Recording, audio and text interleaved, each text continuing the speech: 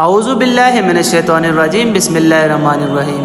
السلام علیکم میرے پیارے ویورز، آج کی اس ویڈیو میں ہم سفر کی مسنون دعا سیکھیں گے۔ یہ خوبصورت دعا جو نبی کریم صلی اللہ علیہ وآلہ وسلم سفر شروع کرتے وقت پڑھا کرتے تھے۔ جب بھی آپ گاڑی، بس، ٹرین یا جہاز میں سفر کریں تو یہ دعا ضرور پڑھیں۔ اللہ تعالیٰ سفر میں آسانی، حفاظت اور برکت عطا فرماتے ہیں۔ ناظرین، یہ دعا ہمیں اللہ تعالیٰ کی نعمتوں کی یاد دلاتی ہے۔ آج ہم آرام سے ایک جگہ سے دوسری جگہ سفر کرتے ہیں، یہ سب اللہ تعالیٰ کا فضل اور کرم ہے۔ اس دعا کو پڑھنے سے انسان کے دل میں اللہ کی یاد پیدا ہوتی ہے اور انسان اپنے سفر کو اللہ کے سپرد کر دیتا ہے۔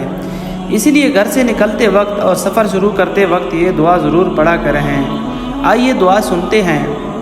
سبحان الذي سخر لنا هذا وما كنا له مقرنين وإنا إلى ربنا لمنقلبون۔